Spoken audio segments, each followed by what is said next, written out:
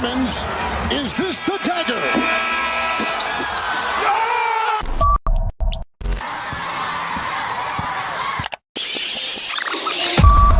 Next up, sports talk, yeah, homie, now that's us. You ain't tuning in, then you're hustling backwards. We always keep it poppin', tell your partner to slide through. Every sporting event, hit us up and we got you, cause we what? Next up, next up, yeah, next up.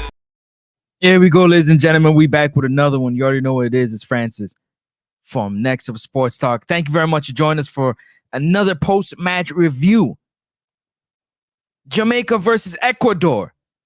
3 for Ecuador, 1 for Jamaica. Again, not the result we wanted, ladies and gentlemen. I'm telling you right now, not the result Reggae Boys Nation wanted. But there's a lot to break down in this entire game that we must do together. But before we get into the post-match review, go ahead and smash that like button. Please hit the like button. It's very important. Also, go ahead and hit the subscribe button if you enjoy the content and you want to be a part of the family. And hit that bell notification. Make sure that bell is shaking. Because if the bell is shaking, you know we over here baking. You already know what it is. And also, don't forget to tell a friend to tell a friend. Leave your comments below whether or not you agree or disagree with what we're talking over here at Next Up Sports Talk. A lot to get into. First off, to start the game off, Coach Jaime Hargimson went with the same lineup. For the most part, he took out he put in Damian Lowe into the back line there because Damian Lowe missed the first game, and he took out Damari Gray. Now, Damari Gray in the first game had a little bit of fitness issues. He was really non-existent on the left side of the field, and so he inputted Damian Lowe into the game. Now, the first 45 minutes of this game, we were under pressure. Most recently, the first 15 minutes of the game, we were under serious pressure. It's almost like we didn't have no chance of getting the ball up the field and attacking the Ecuadorian defense and trying their goalkeeper. They came out, swarming us like wasp. They were honest, like if you kick up a wasp nest and they're all over you, they're everywhere. They was all over the Jamaican back line. Bobby Reed, Shamar Nicholson, Mikel Antonio had to pull back all the way to the top of the 18-yard line just to try and slow down the attack of the Ecuadorian team. If you guys agree with me, let me know in the comments section. The first goal came with 13 minutes. 13 minutes into the game. 13 minutes from a weird angle. A ball crossed in from the left side. It was crossed in. It was slightly tapped by Casey Palmer. But while Wade was trying to get the players in the right position, he didn't realize that the trajectory of the ball kind of beat him. He kind of got stuck looking at the ball, and by the time he reacted, it was too late. First goal of the game.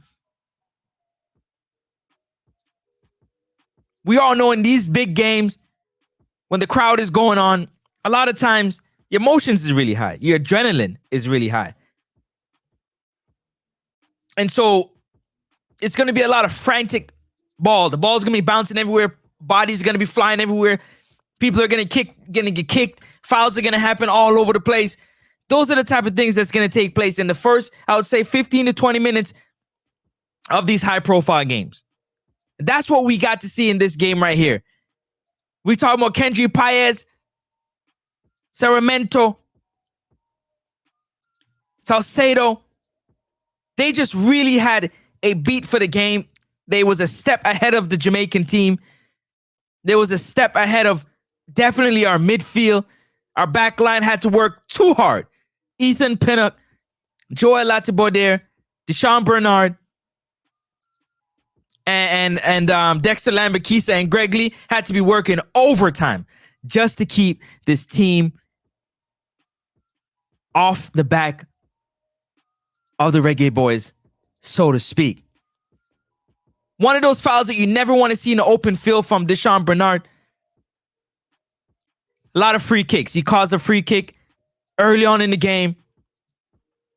We just never got going in the first 45 minutes. We never put together 3 or 4 solid passes advancing up the field. It was either kick it long so we can get the pressure, ease some of the pressure by kicking it all the way down the field. And as soon as it went all the way down the field, it came right back. And they was on top of the 18-yard line trying to score. Those young fellas was out there just all over the place, full of energy, just buzzing around, making things happen. Led by the 17-year-old Kendry Paez. Sacramento, 20-year-old out there playing as well, high level. For whatever reason, the Reggae Boys, they just couldn't get it together. They needed to slow down the game and figure out where they can get their chances to go up the field and attack. Michael Antonio and Shamar Nicholson, not too much pressure from the top side. I don't know what happened to Shamar Nicholson today, but today definitely wasn't his game. Today, he just looked really slow. He looked like he had cement boots on. I'm going to say that again. It looked like today, Shamar Nicholson had on cement boots. He was not moving fast at all. A lot of fouls was taking place in this game. A lot of ticky fouls. A lot of fouls that, yellow cards. A lot of screaming and rolling on the ground. I felt like the referee did a horrible job today. Horrible job today of 1, controlling the game, and 2, calling the fouls in the right areas. We had a few opportunities that we should have went to VAR and checked for handball. And when you did check VAR, VAR only worked for Ecuador. It didn't work for Jamaica. There was 2 handball situations in this game, ladies and gentlemen. 2 handball situations in this game. And to be honest with you, it only went in the favor of Ecuador. It only went in the favor of Ecuador. But the ball was just moving around in the first 45 minutes. It was just pinging around. The ball was just moving. It was flying around. The ball was flying around, and Jamaica just couldn't get a hold of the ball. The Reggae Boys just couldn't get a hold of the ball. When they did get the ball and they made a pass, it was a turnover. Turnover that turned to the Ecuadorian team on the attack. Now, our back line is, again, having to defend at a really high level with this team coming with 6 or 7 players on the attack. Now, Coach Hargimson started out with 6 defenders. Dexter Lambakisa, Deshaun Bernard, Ethan Pinnock, Joel Latibaudier, Greg Lee, Damian Lowe. 6. So we started off on the back foot anyways. We only had Casey Palmer, Bobby Reed, and the 2 strikers, Michael Antonio and Shamar Nicholson. And we already know that Michael Antonio and Shamar Nicholson, they're not going to beat nobody 1v1. And we know Casey Palmer isn't going to beat nobody really 1v1 and use pace to get up the field. And Bobby Reed going to do the best he can. But from he beat 1, there's going to be 2 and 3 that's going to be coming in his direction.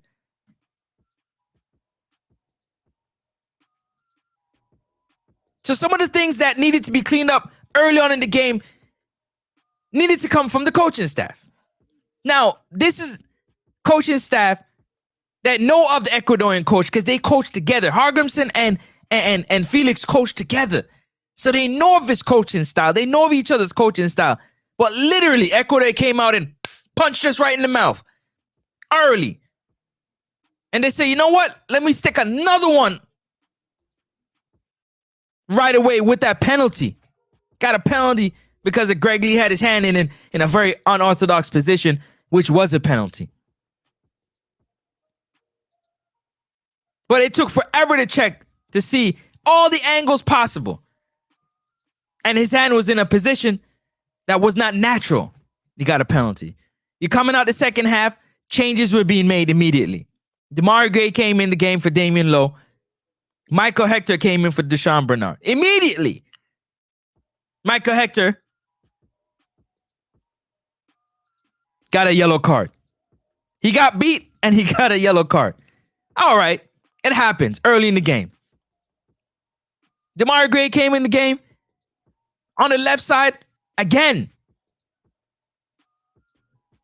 Can't see him. Can't see him. Can't feel his impact in the game at all. But in the second half, Jamaica came out balling. They came out knocking the ball around, moving the ball around, creating chances, creating opportunities. The same way they did in the second half versus Mexico. They came out creating chances, came out firing. That's when the no goal was called against Mikel Antonio. And so, who again scored a goal in the second half? Mikel Antonio. A ball was swung in. The rebound landed to Ethan Pinnock. He pinged it. He took a good shot on it.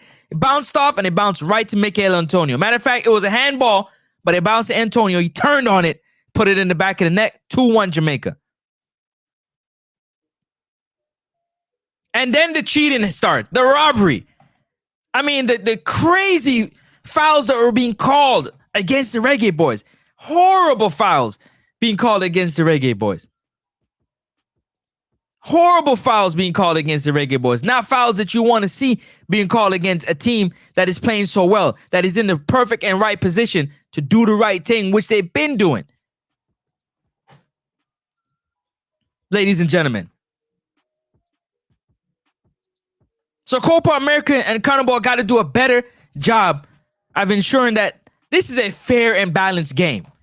A game at such a high level got to be fair. But Mikel Antonio in the second half picked up his play. We're still looking for Shamar Nicholson in the second half to really pick up his play. He got an opportunity in the second half. Should have took a touch and then put his foot into it. Turned on to one. Didn't happen. That's because of the press. Bobby Reed started to move the ball with Casey Palmer. They started to work the ball. Dexter Lambakisa started to get in on the action. They started to move the ball. Mikel Antonio started to get a touch on it, hold it up. They started to move the ball, get the ball off the back line, and they started to press. They started to press the Ecuadorian team and started to create opportunities. Kind of football that you want to see the Reggae Boys play. That knock the ball around and give themselves an opportunity to create some chances based on the skills that they have as a team. Shout out to Bobby Reed. Bobby Reed played his behind off. Bobby Reed played well today. Very, very, very, very, very, very well. Very well. Ethan Pinnock, salute. Played amazing today. Dexter ran his foot off. I mean, he ran so much and so hard, they had to sub him. He was so tired. Dexter was up and down the right side of that field. Greg Lee made a few mistakes early on in the game, but for Greg Lee, he tends to stay a bit solid. Again, using one another, being comfortable, trusting, supporting. 2v1, 3v1, no support. No support.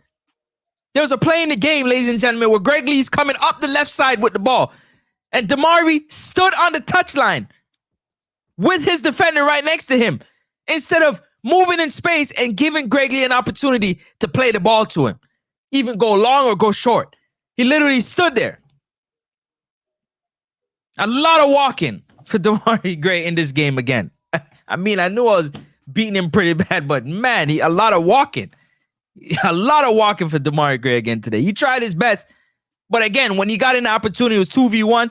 He also put his head down and tried to dribble into a crowd instead of trying to find a teammate and play the ball, play a 1-2, and try to get the ball into the proper areas to try to get Mikel Antonio and Shamar Nicholson involved. Some silly yellow cards were handed out against the Reggae Boys. Joel Altabudere got a silly yellow card he shouldn't have gotten. Because I'm not sure what these referees are looking at. The second half, we started to get into the game. I don't know if Ecuador was just kind of relaxing because they're already up 2 goals. But they didn't come out with much energy to want to score another goal to maybe put the game completely away. But all in all, the first half for Jamaica, horrible. Horrible first half. That's not a first half you want to see the Reggae Boys play. They rarely got a touch on the ball, really and truly. And when they did get a touch on the ball and they tried to move it forward, turnover, and they were back on the back foot again.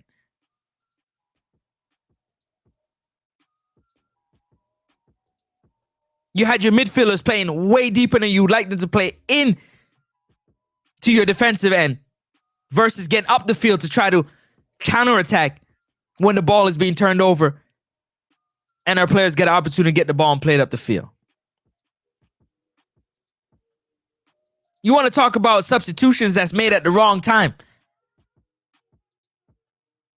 You got some young ballers on the bench that could do with a few minutes of playing in a game like this. 2-1.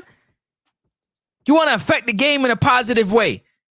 You make the Coach Hargreaves says making changes in the 81st minute, the 86th minute, bringing on Dixon and Cephas. K. Roy Anderson finally gets an opportunity to play.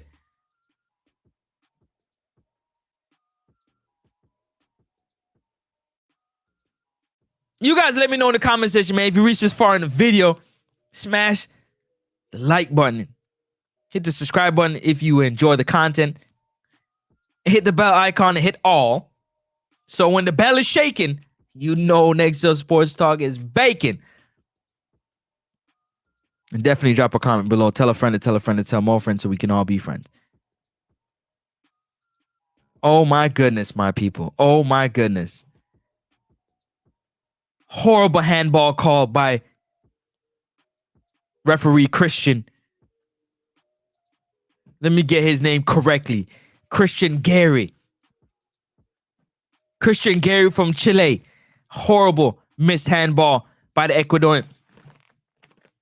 This is not a natural football position. Usually when a ball is being squared, you put your hand behind your back so your hand's out the way. Clear handball. Clear handball. Clear handball. That we should have got a penalty. Should have been 2-2. Obviously, if the penalty was converted, would have been 2-2. Would have been no conversation. A lot of terrible, and I've said it already and I'll say it again. Anytime you're playing in this Copa America, just forget about the referee because he's not on your side. The referee's not on your side. You're not gonna roll on the ground and scream and holler and yell and be all theatrical. You're not. If you're not doing that, you're not getting no calls. And even if you're doing that, you're still not gonna get no calls. Unfortunately, it's not gonna happen. It's not going to happen.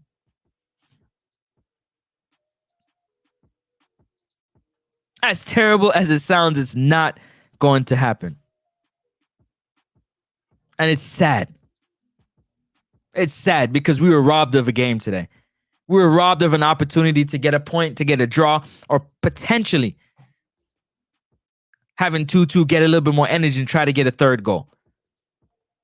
We was robbed of that today. And I wanted to bring that to y'all attention. When we're playing these teams, we can't rely on the referee. The referee's out there to be fair. The referee's out there to call the game as he sees it. But sometimes when you play against these teams, the referee's just not on your side. It is what it is. We got to try to play through the whistle, play together, understanding that we're not going to have the referee on our side to make the right calls. Not the wrong calls, the right calls. He's not going to be there to support us. So you got to look past that and try to make the best decisions on the field, especially when you're tackling. Because there's going to be a lot, when you play in these South American teams, there's going to be a lot of rolling on the ground, a lot of screaming, a lot of yelling. It just is what it is. We all see it. It's not a secret. So it'll make it seem like I'm the only one that spotted and see it. It's not a secret. It is what goes down. Because there was a lot of terrible calls that happened today. Kaheem Dixon came in the game with Cephas. They tried to do the best they can Just a little too late again. Cairo Anderson came in the game and tried to offer his skill set to the game. Just a little too late.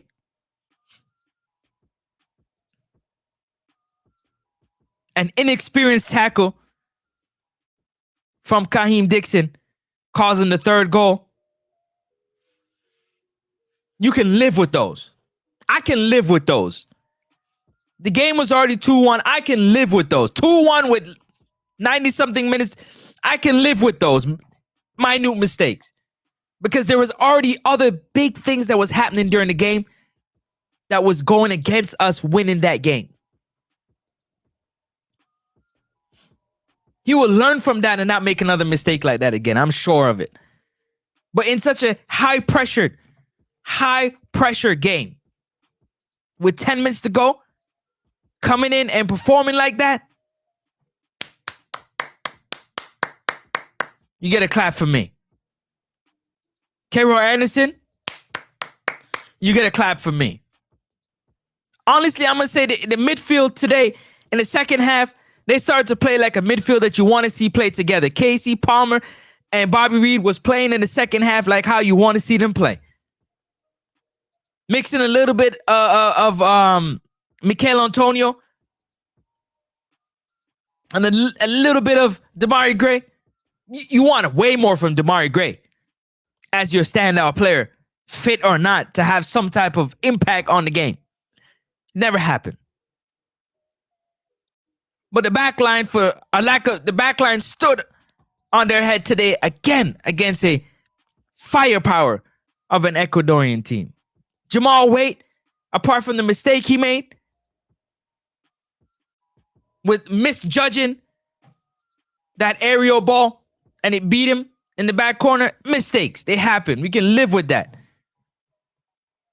It took a deflection and it just spun in a whole different way. You can live with that. But outside of that, he played a great game.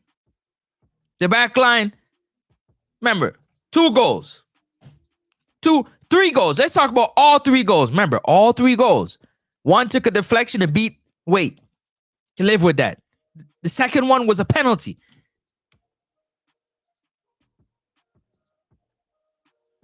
And Waite almost saved that one. And the third one was we got caught counter-attacking. Ecuador had a counter-attacking on. Dixon made a terrible open field tackle with no support behind him. And it was 1-on-1 with Waite. So technically, for a team like Ecuador, ranked number 20 on FIFA, number 20, they really didn't score any type of sensational goal against Jamaica. They didn't. They did not. So this game could have ended 1-0 for Jamaica. It could have ended 0-0. Realistically.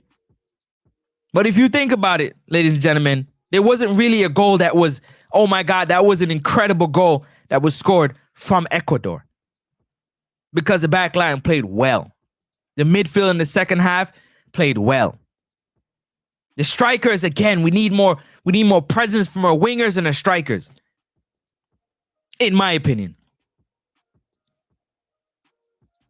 Dexter Lambakisa, Joel Latsibor, Ethan Pinnock. Greg Lee had a solid game. Bobby was all over the field, orchestrating, keeping everybody on the same page. Salute. I still need to see some more. But the coach can't get off the hook. The whole coaching staff. The whole entire coaching staff. You mean to tell me you sat on that sideline? You sat on that sideline. You sat on the sideline and watched the game and didn't make a change to impact the game at all. Early in the game. You got some young, talented ballers sitting on the bench looking at the stadium. Man, it's kind of nice in here. It's kind of loud.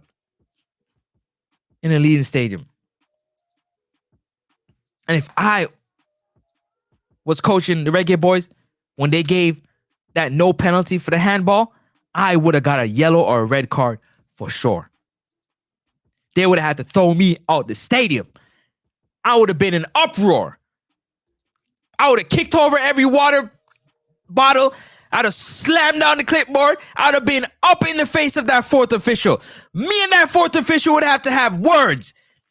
Referee Christian Gay would have to come off the field and sort me out because we would have to have words.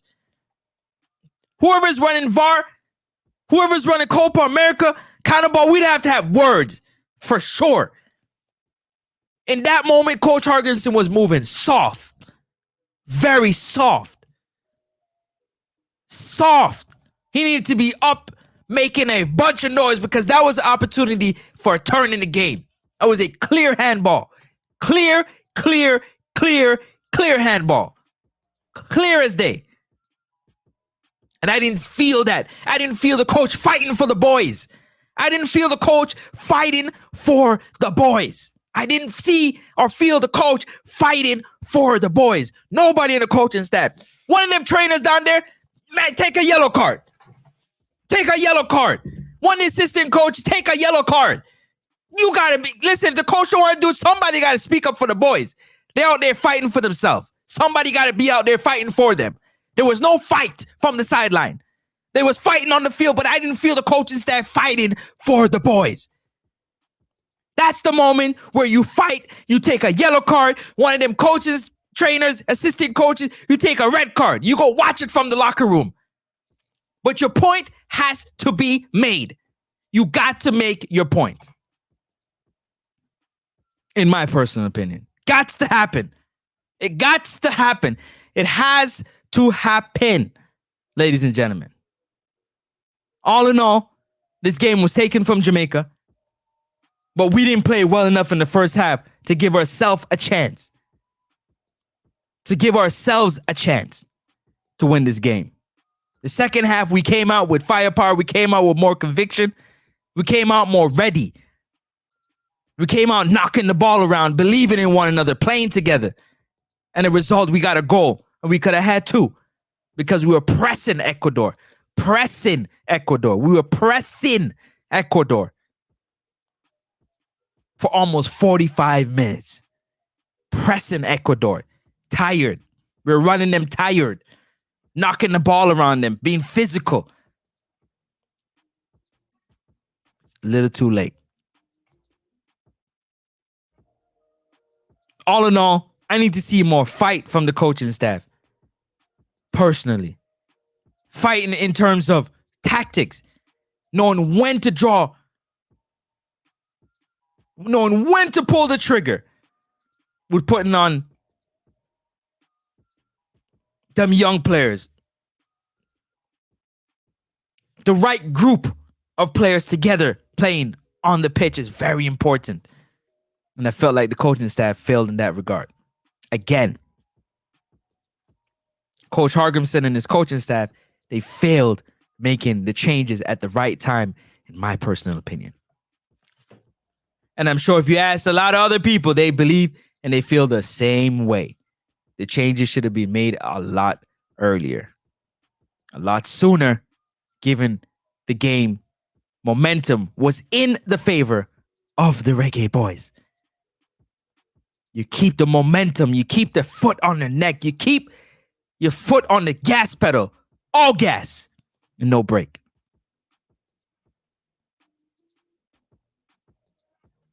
The start of the game was not the start we wanted. We all know that. We was under pressure.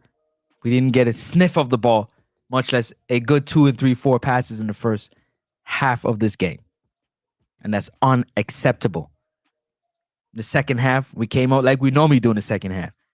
Came out more conviction, more energy, more purpose, more direction, more organization, and resulted in us getting a goal. And potentially getting another goal with the handball that was disallowed as a penalty. All in all, we played one great half of football and one horrible half of football. And the result was 3-1. Hit the like button, ladies and gentlemen. Hit the subscribe button if you enjoy the content. Make sure you hit the bell icon. Make sure you hit it also. It's shaking when we drop new content here on the channel. And you already know, man. Leave your comments below. Talk to me. Let me know what you think. Do you agree with my assessment? And if you don't, tell me where you thought they could have done better or they did do better, in your opinion. But again, Damari Gray, hello. You got to show up and do better. Fit or not, you got to do better because you're the one of the team that they say is a star boy. We got to see it. I'm up out of here, man. You already know. Again, 3-1. 3 for Ecuador, 1 for Jamaica. Antonio scored in the 54th minute. Hinge Cappy scored 13 minutes into the game. Paez scored the penalty that was called for handball. And then in the 91st minute, Minda scored a breakaway goal to make it 3-1. Not the result we wanted. Our Copa America tournament is over. Our Copa America tournament is over, meaning that we can't advance out of the group, but we do have one more game against Venezuela, and we'll be supporting the boys. Let's go, Reggae boys. Let's go. Not the tournament we wanted, but we gave it the best we had. I'm going to catch you on the next one. Again, don't forget, hit that like and subscribe button and leave a comment below. I'm out. Peace and love.